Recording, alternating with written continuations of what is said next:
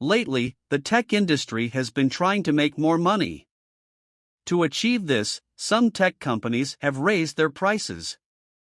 But the result is that services that were supposed to be groundbreaking now look a lot like what they were meant to replace.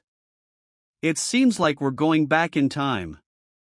In the world of tech, it feels like the new products that were supposed to change everything are starting to resemble the old stuff they were meant to improve upon.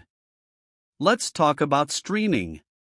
Companies like Netflix and Disney, which promised better entertainment options, have increased their prices. Now, the different packages are as confusing as cable TV, and they cost about the same. The strange part? We're paying to watch ads now. How did that happen? Amazon Prime Video usually costs $9 per month with no ads, except when they show Thursday Night Football, then you get lots of ads. Plus, there might be an ad-supported version of Prime Video coming up. That won't be free, though. Paramount Plus with Showtime is $12 per month, and it has ads during its live TV shows. So, you're paying for ads there too. The idea was that streaming would be cheaper and better. I'm not so sure anymore. I'll be using my old TiVo box from 2014 to record NFL games for free on regular TV. No ads either. Streaming can't beat that. Yes, you can still stream without ads, but the cost is getting so high and the choice is so complicated that it's becoming as bad as cable TV, the thing streaming was meant to replace.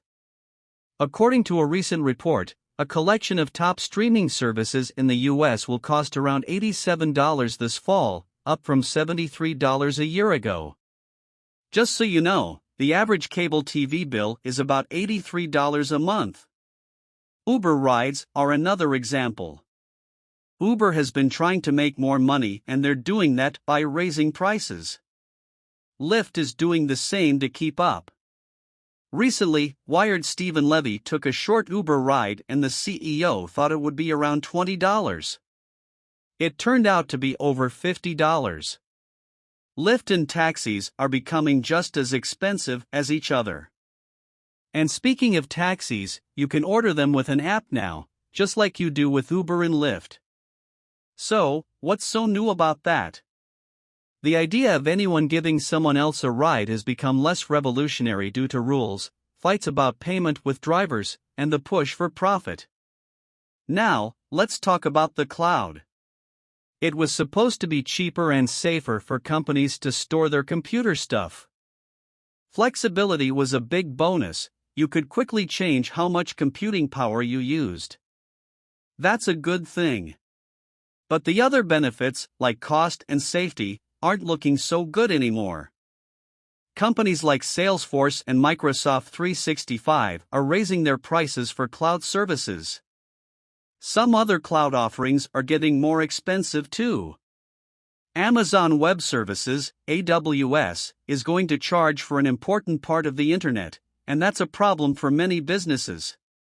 Snap, a growing startup, used the cloud a lot, but it's becoming a big expense. In about 5 years, they've spent $3 billion on it. It's their second biggest expense, after paying employees. The VC firm Andreessen Horowitz said that while the cloud is good at first, it can become too expensive as a company grows. Some companies, like Dropbox, have even moved most of their computer stuff from the public cloud to save money. As for safety, Google has started a test where employees use computers that can't connect to the internet. This is to protect against cyber attacks. But isn't the whole point of the cloud to be connected? It's not a great selling point for the cloud. So, it looks like the tech world's big promises aren't turning out the way we hoped.